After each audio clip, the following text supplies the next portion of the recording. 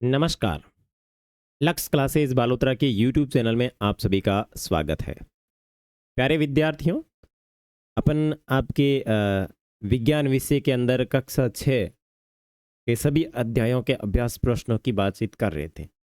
इसके संदर्भ में अपना एक वीडियो हो चुका है जो कि लक्स क्लासेस बालोतरा के यूट्यूब चैनल की प्लेलिस्ट के अंदर दिया हुआ है।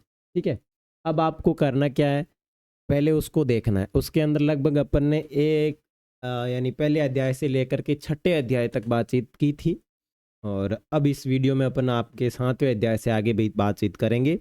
तो आपको सबसे पहले लक्स क्लासेस बालोतरा के यूट्यूब चैनल को सब्सक्राइब करना है। उसके बाद में आपको प्लेलिस्ट के ऊपर जाना है, वीडियो के पास में जो प्लेलिस्ट का ऑप्शन आता है वहाँ पे जाना है और वहाँ पे आपको प्लेलिस्ट देखनी है विज्ञान विषय की, आपकी कक्षा 6 विज्ञान विषय की। ठीक है ना, और उसके अंदर जाओगे तो आपको पहला वीडियो मिल जाएगा। उसके बाद में ये जो वीडियो आप देख रहे हो ये मिल जाएगा। आपको जिस भी अध्याय के अभ्यास प्रश्न चाहिए उसको ऐसे टैप करोगे तो आगे जाओगे तो आपको अपने आप मिल जाएगा अभ्यास प्रश्न कौन से अध्याय के चाहिए। और इसकी जो पीडीएफ है वो पीडीएफ मैं अपने टेलीग्राम चैनल के ऊपर डाल दूंगा। और टेलीग्राम प्ले स्टोर से आपको एक ऐप डाउनलोड करना है जिसका नाम है टेलीग्राम, और वहाँ टेलीग्राम के अंदर आपको सर्च करना है लक्स क्लासेस बालोतरा। वहाँ पे आप अपना टेलीग्राम चैनल आएगा, उसको ज्वाइन कर लेना। वहाँ पे आपको इन सभी अभ्यास प्रश्नों की पीडीएफ मिल जाएगी। ठीक है ना, तो चलो शुरू करते हैं। तो प्यारे विद्यार्थियों, 7वां अध्याय है जिसका नाम है पौधे को जानिए। अब इसके अंदर से आपके कौन से अभ्यास प्रश्न है देखो। सबसे पहले निम्नलिखित कथनों को ठीक करें। निम्नलिखित कथनों को ठीक करना है और आवाज़ वगैरह ठीक आ रही होगी तो मैं देख लेता हूँ, एक बार चेक कर लेता हूँ। बिल्कुल आवाज़ क्लियर आ रही है। तो सबसे पहले आप अपने मोबाइल को लैंडस्केप कर लीजिए, यानी आड़ा कर लीजिएगा। ठीक है ना, बिल्कुल आड़ा कर लेना है और ऐसी जगह बैठना है जहाँ किसी भी प्रकार की कोई आवाज़ नहीं हो रही, ताकि आप बड़ी आसानी से इन प्रश्नों के उत्तर दे सकेंगे। ठीक है ना, चलो। हाँ, निम्नलिखित कथनों को ठीक करके लिखिए। तना मिट्टी से जल एवं खनिज अवशोषित करता है। पत्तियां पौधों को सीधा खड़ा रखती है। जड़ें जल को पत्तियों तक पहुंचाती है। पुष्प में बाह्य दल या पंखुड़ियों की संख्या सदा समान होती है। यदि किसी पुष्प के बाह्य दल परस्पर जुड़े हैं तो पंखुड़ियां भी आपस में जुड़ी हुई होगी।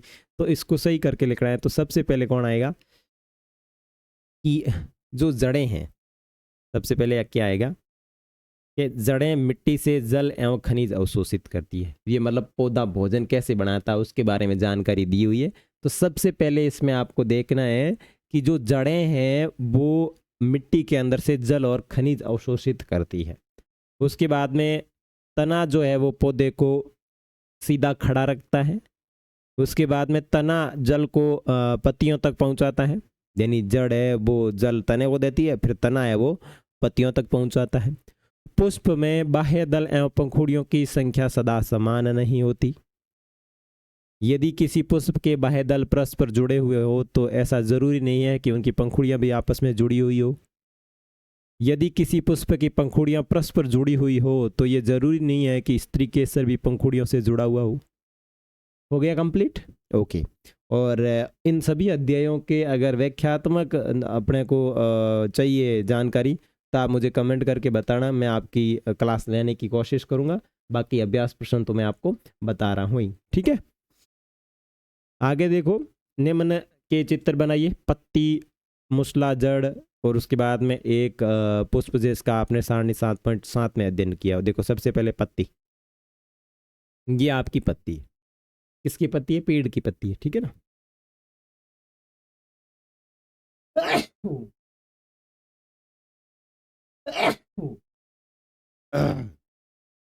ठीक है, तो इस पत्ती के अंदर ये जो होता है ये पटल होता है और ये प्रणवर्त होता है। इसको प्रणवर्त बोला जाता है और ये जो ऊपरी जो भाग होता है ये पटल होता है। और इसके अंदर ये हरी क्यों होती है? क्योंकि इसके अंदर पर्णहरित पाया जाता है। ठीक है, उसके बाद में मुसला, जड़, ये इस तरीके की जड़ का चित्र बनाना और एक पुष्प जो आपने 7.5 की सारणी के अंदर देखा है तो ये आप बना सकते हैं। ठीक है, उसके बाद में तीसरा अध्याय। क्या आपने अपने घर के आसपास ऐसे पौधे को जानते हैं जिनका तना लंबा परंतु दर्बल हो? इसका नाम लिखिए और आप इसे किस वर्ग में रखेंगे। देखो अपने घर में हमने मनी प्लांट देखा जिसका तना लंबा होता है और परंतु दुर्बल भी होता है। ये विसर्पलता वर्ग में आते हैं। विसर्पलता पादप अपनी पड़ोसी संरचनाओं का सहारा लेते हैं। देखो ये क्या होते हैं, तना इनका बहुत लंबा होता है लेकिन दुर्बल होता है। लंबा होता है कि नहीं होता, जो बेल होती है उस बेल का तना तो बहुत लंबा होता है, लेकिन बेल को ऐसे आप सीधा खड़ा रखना चाहो, क्या खड़ी रह पाएगी? वो उसको किसी न किसी दूसरी चीज की, मतलब उसके सहारे की जरूरत होती है, बिना सहारे की वो खड़ी नहीं रह सकती। ठीक है, आगे देखो। चौथा तो तीसरा प्रश्न हो गया। ठीक है, चौथा प्रश्न देखो, पौधे में तने का कार्य क्या है? ठीक है ना, क्या कार्य है? तो पौधे में तने का मुख्य कार्य जड़ों से पत्तियों तक अन्य भागों में पानी और खनिजों का संचालन में मदद करना। ये शाखाओं, पत्तों, फूल, फल और पौधों की कलियों में भी सहायता करता है। देखो मैं आपको यहाँ पे एक थोड़ा सा चित्र बना के बताऊं। जैसे ये कोई पौधा है, ठीक है, और यहाँ इसकी जड़ें हैं, और ये यहाँ पे इसकी पत्तियां बनी हुई है, ठीक है ना। अब ये जड़ें क्या करेगी, यहाँ से पानी लेगी, खनिज लेगी, नाइट्रोजन लेगी, और ये देगी तने को, और तना इनको क्या करेगा, पत्तियों तक पहुंचाने का काम करेगा। पत्तियां क्या करेगी, अब इनके क्या पास में क्या आ गया, खनिज आ गई, खाद आ गई, पानी आ गया, और नाइट्रोजन आ गई। अब ये क्या करेंगे, ये लेंगे CO2, ऑक्सीजन कार्बन डाइऑक्साइड लेंगे, अपन जो छोड़ते हैं वो लेंगे, और यहाँ आएगा सूर्य का प्रकाश, ये सूर्य का प्रकाश लेंगे, और सूर्य का प्रकाश अंदर यहाँ तने के माध्यम से आने वाली सारी चीज़ें यहाँ पे भोजन बनाएगी पत्तियाँ, और भोजन बना करके उसके ऊपर फल फूल लगेंगे। और जिस पेड़ के ऊपर सबसे ज़्यादा पत्तियां होती है उसका भोजन सर्वाधिक मात्रा में बनता है, और ध्यान रखना वो सबसे ज़्यादा गहरा होता है। तो कहते हैं ना, जो ज़्यादा रोटी खाता है वो मोटा होता है, वही चीज़ है। आगे देखो, निम्नलिखित में से किन पत्तियों में जाली का रूप सिरा विन्यास पाया जाता है? तो देखो जाली का रूप सिरा विन्यास किसके अंदर पाया जाता है? तुलसी के अंदर पाया जाता है, धनिया के अंदर पाया जाता है, और गुड़ फल के अंदर पाया जाता है। यदि किसी पौधे की जड़ रेशेदार हो तो उसकी पत्ती का सिरा विन्यास किस प्रकार होगा? तो देखो समांतर सिरा विन्यास, उदाहरण के लिए घास, गेहूं, मक्का, यानी किसी पौधे की जड़ रेशेदार हो तो उसकी पत्ती का सिरा विन्यास किस प्रकार होगा? जैसे घास है, गेहूं है, मक्का ये। यदि किसी पौधे की पत्ती में जाली का रूपी सिरा विन्यास हो तो उसकी जड़ें किस प्रकार होगी? तो उसकी जड़ें होगी मूसला जड़ें। कैसे होगी? गाजर और गुलाब।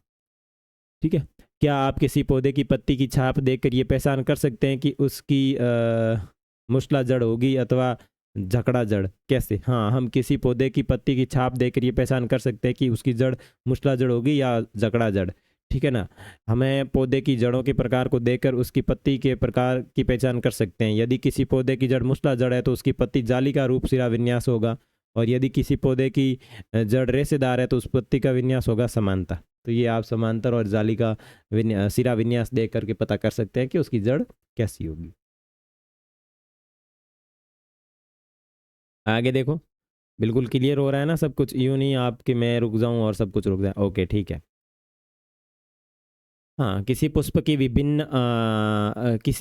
विभिन्न भागों के नाम लिखिए। किसी पुष्प के विभिन्न भागों के नाम, जैसे देखो बाह्य दल, पंखुड़ियाँ, स्त्री केसर, पुकेसर। पुकेसर के 2 भाग होते हैं, तंतु और परागकोश। स्त्री केसर के 3 भाग होते हैं, वर्तिका, वर्तिकाग्र और अंडाशय। ठीक है, उसके बाद में निम्नलिखित में से किन पौधों के फूल आपने देखे हैं? तो किन के फूल देखे हैं तो सबके उदाहरण लिख दो। ये सभी पौधे फूलों वाले हैं, परंतु इनमें से कुछ पौधे जैसे तुलसी, पीपल आदि फूल दिखाई नहीं देते। ये फूल इतने सूक्ष्म होते हैं कि उनको अपन खुली आंखों से नहीं देख सकते। ठीक है ना, आगे ध्यान दो। प्रश्न संख्या 11, पौधे के उस भाग का नाम लिखिए जो अपना भोजन बनाता है। इस प्रक्रम को क्या कहते हैं? पौधे का वह भाग जो भोजन बनाता है उसे पत्ती कहते हैं। ध्यान रखना है, पौधे का भोजन पत्ती के अंदर बनता है, और पत्तियां सूरज की रोशनी की उपस्थिति में भोजन बनाती है, और इस प्रक्रिया को प्रकाश संश्लेषण कहा जाता है। बाकी आपने जिस भी स्कूल के अंदर पढ़ा है, आपकी टीचर ने बड़ी अच्छी तरीके से समझाने की कोशिश की होगी कि पेड़ पौधे अपना भोजन कैसे बनाते हैं। और मुझे भी टाइम मिला और आपकी ज़्यादा डिमांड हुई तो मैं भी आपका इसका ऑनलाइन लेक्चर ले लूँगा। ठीक है ना।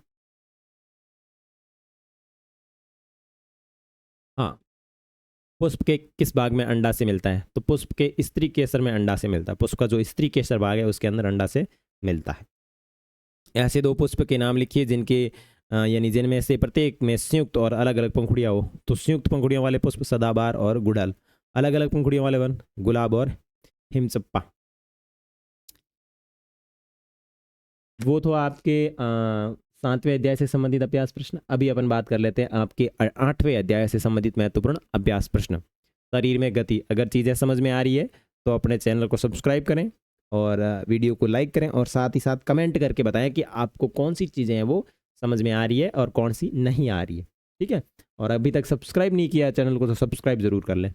ठीक है ना, और अपने दोस्तों को इसका वीडियो का जो लिंक है वो भी शेयर करें, उन्हें भी कहें कि अपने इस चैनल को सब्सक्राइब करें।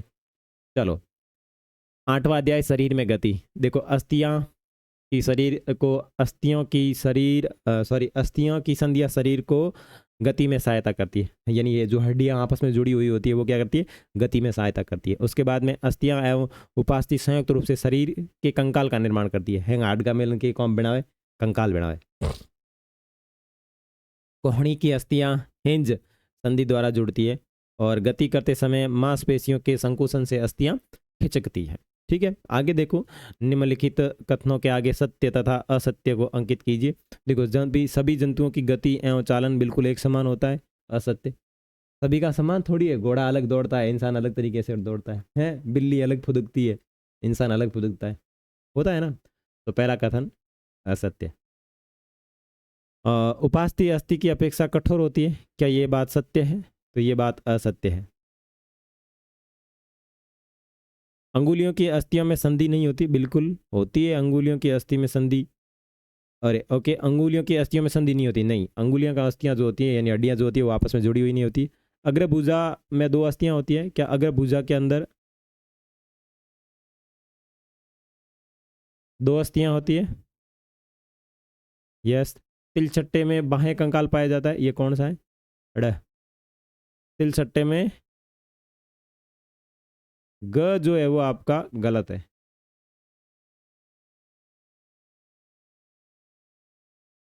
और ये दोनों सत्य है। ठीक है ना। आगे देखो, कॉलम 1 को कॉलम 2 से मिलान कीजिए। तो कोई बात नहीं, अपन डायरेक्ट आंसर वाला देख रहे हैं। कॉलम ए, ऊपरी जबड़ा एक अचल संधि है। मछली शरीर पर पंख होते हैं और इसका शरीर धारा रेखीय होता है। और उसके बाद में देखें, पसलियाँ हड्डी की सुरक्षा करती है और घोंगा बहुत धीमी गति से चलता है और तिलचट्टा बाह्य कंकाल होता है। उसके बाद में निम्न प्रश्नों के उत्तर दीजिए। कंदुक खलिका संधि क्या है? कपाल की कौन सी अस्थि गति करती है और हमारी कोहनी के पीछे की ओर क्यों नहीं मुड़ती? ठीक है, कंदुक खलिका संधि एक जंगम संयुक्त है। यह एक हड्डी से बना होता है जिसमें गोल सिर होता है जो किसी और हड्डी के कप के अवसाद में फिट बैठता है और यह हड्डी को स्वतंत्र रूप से घूमने में मदद करता है। उदाहरण के तौर पर कंधे और हाथ का जोड़। ठीक है ना। और कंपाल की कौन सी अस्थि गति करती है? तो जबड़े की हड्डी जो निचले जबड़े का निर्माण करती है वो एकमात्र खोपड़ी की हड्डी से जंगम है। और कोहनी में एक हिंज जोड़ होता है। इस प्रकार का जोड़ केवल आगे और पीछे की गति को अनुमति देता है, इसलिए हम पीछे की गति को अनुमति देता है। और हमारी कोहनी को पीछे की ओर नहीं मोड़ा जा सकता क्योंकि इसके अंदर हिंज पाया जाता है। जैसे ये कोहनी है, आप ऐसे तो मोड़ सकते हो लेकिन इसको वापस उल्टा इस तरीके से नहीं मोड़ सकते। ठीक है ना। आगे देखो, इतने ही थे क्या इसके? 4 क्वेश्चन थे। आगे देखो, आपकी 9वां अध्याय सजीव एवं उनका परिवेश। आवास किसे कहते हैं? आवास का अर्थ है वास, स्थान, घर। किसी जीव का वह परिवेश जिसमें वह रहता है उसका आवास कहलाता है। अपने भोजन, वायु, शरण स्थल एवं अन्य आवश्यकताओं के लिए जीवन अपने आवास पर निर्भर रहता है। विभिन्न प्रकार के पौधे एवं जंतु एक ही आवास में संयुक्त रूप से रह सकते हैं। ठीक है। कैक्टस मरुस्थल में जीवन यापन के लिए किस प्रकार अनुकूलित हैं? कैक्टस एक मरुस्थलीय पौधा है जिसको नागफनी कहा जाता है। ठीक है। निम्नलिखित लक्षणों के लिए कैक्टस मरुस्थल में जीवन यापन कर सकता है। देखो, मरुस्थलीय पौधे वाष्पोत्सर्जन द्वारा जल की कम मात्रा निष्कासित करते हैं। कैक्टस में पत्तियां कांटों या सूढ़ के रूप में होती है। इससे पत्तियों से होने वाला वाष्पोर्जन में होने वाला जलहास की कमी आती है। कैक्टस तना एवं मोटी मोमी परत से ढका होता है जिससे पौधे को जल संरक्षण में सहायता मिलती है। अधिकतर मरुस्थलीय पौधों की जड़ें मिट्टी में बहुत गहराई तक चली जाती है। देखो, ये कैक्टस जो है मरुस्थल के अंदर उगाया जाने वाला एक वनस्पति है जिसकी पत्तियां नहीं होती है, सिर्फ कांटे होते हैं और वो अपना भोजन कांटों के माध्यम से भी बनाता है।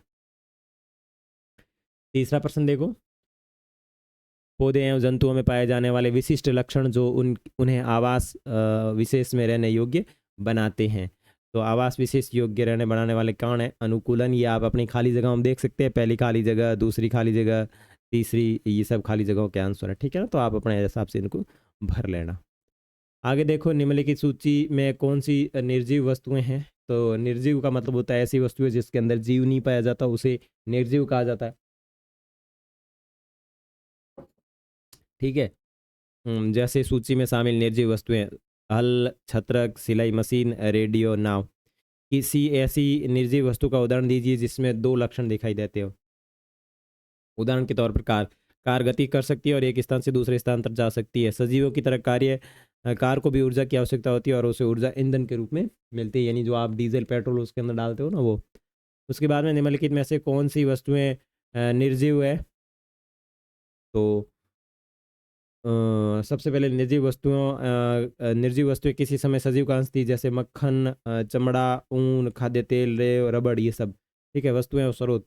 मक्खन पशु और मवेशी से बनता है, चमड़ा पशुओं की खाल से बनता है, ऊन भेड़ से बनता है, खाद्य तेल पौधों के बीज से बनता है, सेव पौधे से बनता है और रबड़ पौधे का लैक्टस है,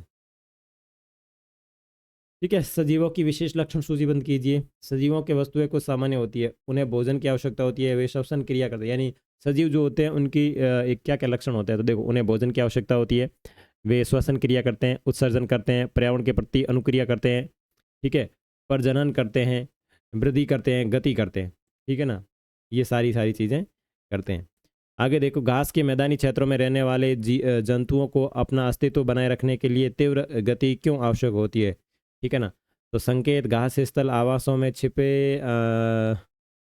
छिपने के लिए वृक्षों की संख्या बहुत कम होती है, ठीक है। तो घास स्थल आवासों में छिपने के लिए वृक्षों की संख्या बहुत कम होती है, इसलिए, ठीक है ना।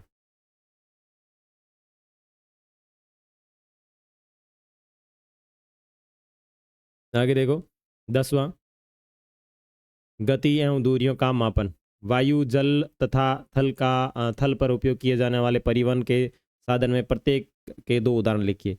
वायु परिवहन हेलीकॉप्टर एवं हवाई जहाज। जल परिवहन में कौन है? नौका एवं पानी का जहाज जल परिवहन है। थल परिवहन का मतलब है कार एवं बैलगाड़ी, ठीक है ना। ये 10वें अध्याय के आपके अभ्यास प्रश्न है, ठीक है। आगे देखो, रिक्त स्थान की पूर्ति कीजिए। तो 1 मीटर में कितने 100 सेंटीमीटर होते हैं, 5 किलोमीटर में 5000 मीटर होते हैं। चूल्हे पर किसी गति आवर्ती गति कहलाती है, और किसी सिलाई मशीन की सुई की गति आवर्ती गति कहलाती है। और ये कौन सी है? किसी साइकिल के पहिए की गति, ये वर्तुल गति कहलाती है, ठीक है ना। पग अथवा कदम का उपयोग लंबाई के मापक मात्रक में क्यों नहीं कर सकते? एक व्यक्ति के पैर का आकार दूसरे व्यक्ति के पैर के आकार से भिन्न होता है। यदि दो व्यक्तियों की नख से कदम को लंबाई मापने के लिए उपयोग किया जाए तो दो दूरियां न के बराबर हो सकती है, इसलिए एक पैर स्थिर नहीं, इसलिए इसे लंबाई के मान के रूप में उपयोग नहीं किया जाता। देखो, पैर किसी न किसी व्यक्ति का समान नहीं होता, इसलिए उसको अपन दूरी मापने के लिए उपयोगी नहीं लेते। उसके बाद में निम्नलिखित को लंबाई के बढ़ते क्रम में व्यवस्थित कीजिए। तो सबसे पहले मिलीमीटर, उसके बाद में सेंटीमीटर, उसके बाद में मीटर और उसके बाद में किलोमीटर। बीच में ये सिंबल लगाना जरूरी है। किसी व्यक्ति की लंबाई 1.65 मीटर है और इसे सेंटीमीटर तथा मिलीमीटर में व्यक्त कीजिए। तो एक व्यक्ति की लंबाई कितनी है? 1.65 मीटर। हम जानते हैं कि 1 मीटर में 100 सेंटीमीटर होते हैं, तो इसका मतलब कितने हो गए? 165 सेंटीमीटर। सिंपल सीधी सी बात है। हम्म और 1 सेंटीमीटर बराबर 10 मिलीलीटर, और एक किस किस में बांटना है? सेंटीमीटर तथा मिलीलीटर में बांटना है। और मिलीमीटर में कैसे बांटेंगे? 1 सेंटीमीटर में कितने मिलीलीटर होते हैं? 10। और 1 मीटर में कितने हो गए? 100 सेंटीमीटर। 100 × 10 तो कितने हो गए? 1000 मिलीमीटर। इसका मतलब हो गया 1.5 के अंदर कितने मिलीमीटर हो जाएंगे? 1000 मिलीमीटर। और व्यक्ति की लंबाई हो जाएगी 1650 मीटर। उसके बाद में राधा के घर उस तथा उसके स्कूल के बीच की दूरी 3250 मीटर है, और इस दूरी को किलोमीटर में व्यक्त कीजिए। तो 1 मीटर बराबर 1000 किलोमीटर, ठीक है। और इसको आप व्यक्त करोगे तो कैसे करोगे? 3250 मीटर, और 3250 में 1000 का भाग दे दोगे तो आपका आंसर आएगा 3.250 किलोमीटर। किसी स्वेटर बुनने की बुनाई की सिलाई की लंबाई मापते समय स्केल पर यदि इसके एक सिरे पर पाठ्यांक 3.0 सेंटीमीटर तथा दूसरे सिरे पर पाठ्यांक 33.1 सेंटीमीटर, तो सिलाई की लंबाई कितनी होगी? तो एक सिलाई से दूसरे सिलाई को इनको क्या करना है आपको? सिलाई कितनी हो जाएगी आपकी? 33 तो इसको घटा दीजिए। सिलाई की लंबाई दोनों सिरों के बीच की दूरी कितनी है भाई, एक तरफ 33 है और एक तरफ 3.0 है। तो ये और ये इन दोनों को आपस में से घटा दीजिए, घटाओगे तो आपको जो प्राप्त होगा वो कितना हो जाएगा, 30.1 सेंटीमीटर। तो सिलाई की लंबाई कितनी हो गई, 30.1 सेंटीमीटर। किसी चलती हुई साइकिल के पहिए तथा चलते हुए छत के पंखे की में समानताएं तथा असमानताएं लिखिए। देखो पंखे समानताएं, देखो पंखे के ब्लेड और साइकिल के पहिए एक बिंदु पर निश्चित किए जाते हैं, ठीक है, उसमें भी निश्चित होते हैं और इसमें भी निश्चित होते हैं। दोनों के आसपास उनके संबंधित निश्चित बिंदु पर वर्तुल होते हैं, बिल्कुल होते हैं। असमानताएं, एक साइकिल में रेखिक गति होती है जबकि सीलिंग फैन में ब्लेड में रेखिक गति नहीं होती। पंखे की ब्लेड गति आवर्ती है जबकि साइकिल की जो गति है आयताकार है, ठीक है। आप दूरी मापने के लिए किसी लचीले फीते का उपयोग क्यों नहीं करते? यदि आप किसी दूरी को लचीले फीते से मापें तो आप मापें और तो अपनी माप को किस अन्य को बताने में आपको जो समस्या आएगी वो बताइए। देखो किसी लचीले फीते को हम इसलिए फीते को हम खींच सकते हैं, वो किसी दूरी को मापने के लिए उपयोगी नहीं ले सकते, क्योंकि फीते को खींचने पर उसकी लंबाई बदल जाती है। खिंचाव की वजह से मापी हुई लंबाई सही नहीं होगी, खींचेंगे तो वो लंबा हो जाएगा, तो इससे क्या होगा कि उसमें दूरी है वो अलग दिखाई देगी, इसलिए। और आगे भी है कि अगर हम किसी वस्तु की लंबाई लचीले फीते से 2 बार मापते हैं तो दोनों बार माप लंबाई का जो नतीजा है वो अलग अलग होगा, क्योंकि लचीले फीते के अंदर खिंचाव और मुड़ाव है, इसलिए उसकी एग्जैक्ट दूरी है वो मुमकिन नहीं हो सकती। आगे देखो आवर्ती गति के 2 उदाहरण लिखिए। तो आवर्ती गति के 2 उदाहरण देखो। एक पेंडुलम की गति, पेंडुलम का बॉम्ब एक निश्चित सीमा पर खुद को दोहराता है, इस गति को आवर्ती गति कहा जाता है। झूले पर बैठे लड़के की गति, एक झूले पर बैठे लड़के की गति निश्चित समय सीमा पर खुद को दोहराती है, इसलिए झूले पर बैठा लड़का आवर्ती गति का उदाहरण है, ठीक है।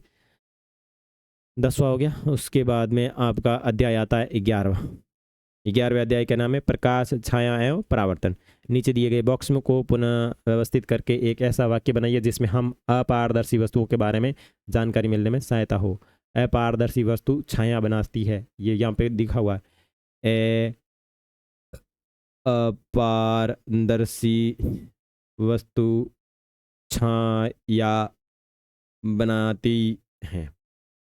नीचे दी गई वस्तुओं अथवा पदार्थों को अपारदर्शी, पारदर्शी अथवा पारभासी तथा दीप्त अथवा अदीप्त में वर्गीकृत कीजिए। वायु, जल, चट्टान, ये दीप्त और अदीप्त। देखो यहाँ पे सारणी बना रखी है वस्तुएं, और अपारदर्शी, पारदर्शी, पारभासी और वस्तु दीप्त अथवा अदीप्त। वायु पारदर्शी और अदीप्त है, जल पारदर्शी और अदीप्त है,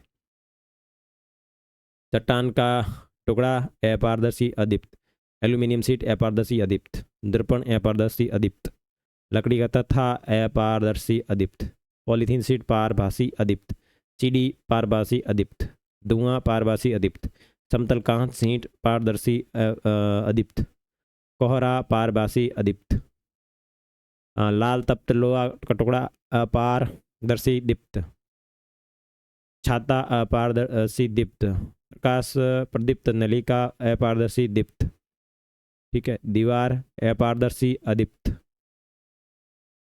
कार्बन पेपर सीट अपारदर्शी अदीप्त, पारभासी अदीप्त, कौन गैस बर्नर ज्वाला और गत्ते की सीट अपारदर्शी अदीप्त, प्रकाश टॉर्च अपारदर्शी दीप्त, ठीक है। उसके बाद में और भी आपके ये दे रखे हैं, तो ये आप लोग कर लेना, ठीक है ना, बहुत बड़ी सारणी है आपकी, तो वीडियो रोक करके आप आराम से इनका आंसर कर लेना।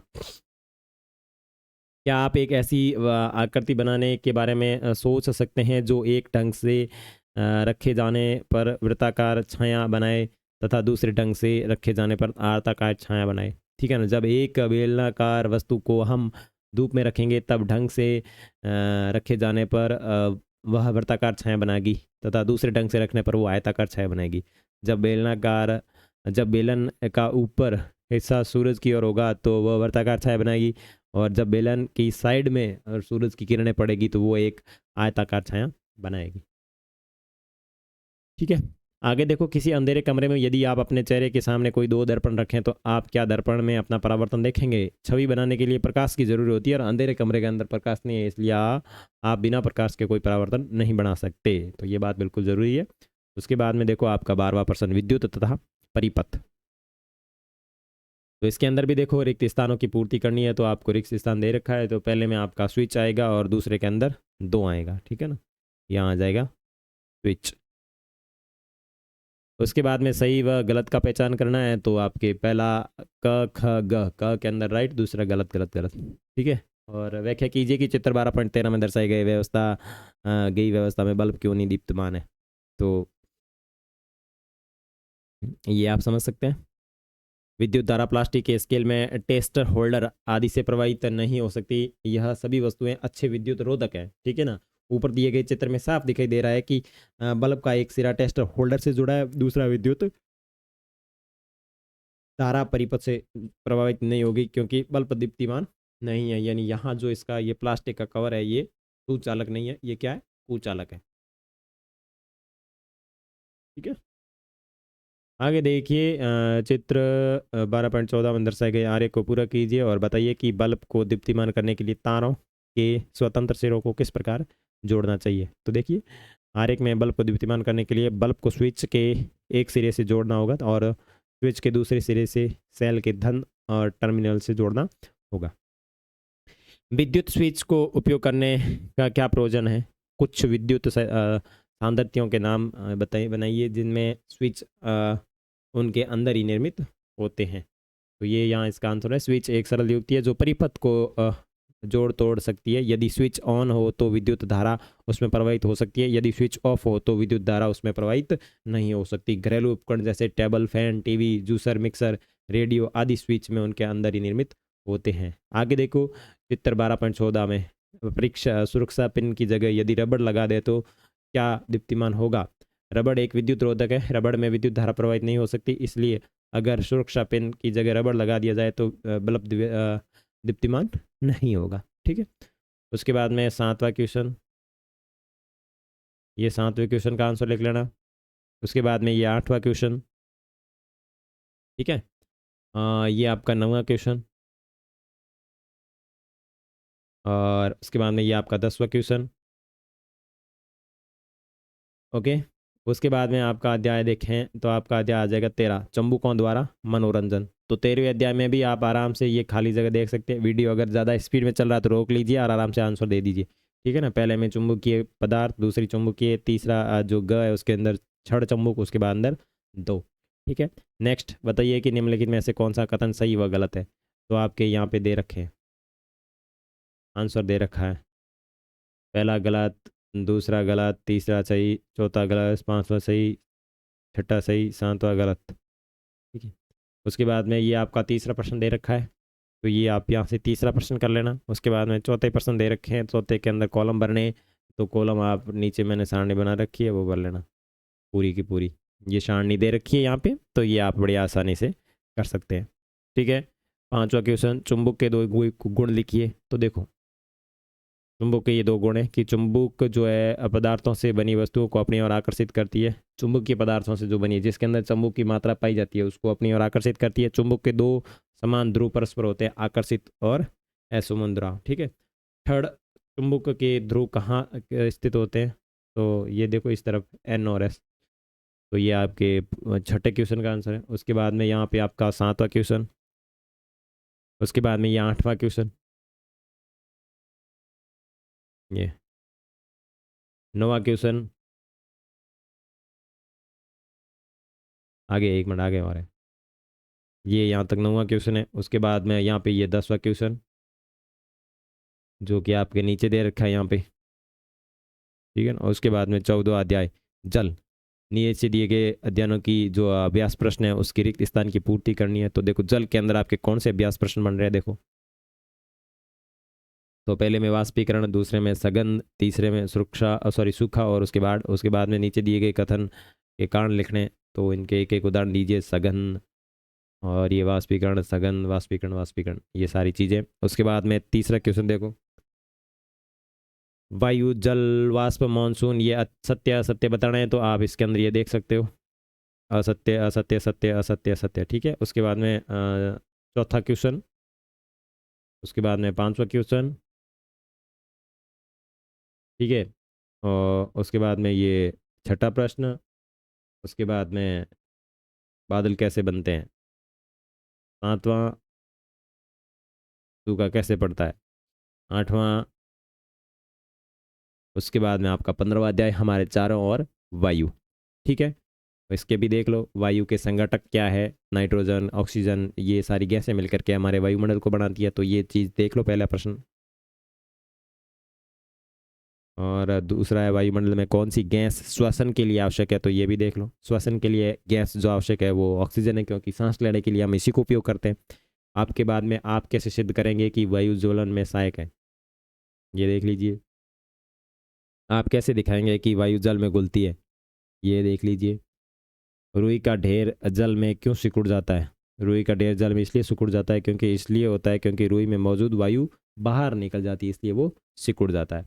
उसके बाद में पृथ्वी के चारों ओर की परत क्या कहलाती है, वायुमंडल कहलाती है। हरे पौधे का भोजन बनाने के लिए अव्यय कार्बन डाइऑक्साइड। और पाचन क्रियाकलाप की सूची बनाइए, तो ये रहा पाचन क्रियाकलाप की सूची। श्वसन, प्रकाश संश्लेषण, ज्वलन। वायु की उपस्थिति में पवन चक्की विद्युत उत्पन्न करती है। ग्लाइंडर पैरासूट को चलाने में सहायता करता है। ठीक है, आगे नवा अध्याय, सॉरी नवा क्वेश्चन। और उसके बाद में आपका अंतिम अध्याय, कचरा संग्रहण और निपटान। तो इसके अंदर भी देख लीजिए, ये पहला। उसके बाद में ये आपका दूसरा प्रश्न। ठीक है, ये सारा देख लेना आप, मैं धीरे धीरे स्किप कर रहा हूँ। उसके बाद में तीसरा प्रश्न, घर में बचे हुए भोजन का आप क्या करते हैं।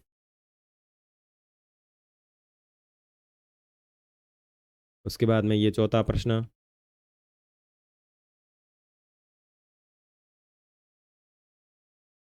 ये पांचवा, क और ख और ग के उदाहरण देने। ठीक है,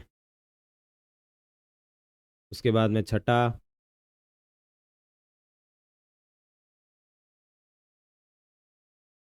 और आपके जितने भी साइंस के चैप्टर है वो एंड होते हैं यहाँ पे कंप्लीट, यानी उसके जो क्वेश्चन आंसर है वो कंप्लीट होते हैं। और साथ ही साथ लक्ष्य क्लासेस बालोतरा के यूट्यूब चैनल को सब्सक्राइब कर लीजिएगा। और इसका जो लिंक है वो अपने दोस्तों के साथ शेयर ज़रूर करना, जो आपके फ्रेंड वगैरह है ना उनको इसका लिंक शेयर करना है। ठीक है ना। और यहाँ अभ्यास प्रश्न तो आपके सारे कंप्लीट हो गए। अब अगर आप लोगों की ज़्यादा डिमांड रही कि सर हमारे को चैप्टर भी समझाइए, तो मैं आपको कोशिश करूँगा सारे चैप्टर समझाने की। अब आपके छठी क्लास के और भी विषय जो है यहाँ पे मैंने पढ़ा रखे हैं, तो आप प्लेलिस्ट चेक करना। प्लेलिस्ट के अंदर आपको सारे वीडियो के लिंक मिल जाएंगे या सारे सब्जेक्ट के लिंक मिल जाएंगे। तो आपके इसके विज्ञान के सारे क्वेश्चन हो गए। अब विज्ञान के जो टेस्ट वाले हैं ना, उसकी पीडीएफ भी मैं यहाँ अपलोड कर दूंगा, ताकि उसमें मैं समझाऊंगा नहीं, उसमें आपको डायरेक्ट पीडीएफ मिल जाएगी। और आप क्या करना बाद में, वो क्या कहते हैं, वन बाई करके क्या कर लेना, हाँ पीडीएफ देखते रहना। और जब चैप्टर होगा तब मैं आपको उसके अंदर अंदर से डायरेक्ट क्वेश्चन आंसर करवा दूंगा। ठीक है ना। तो बाय बाय।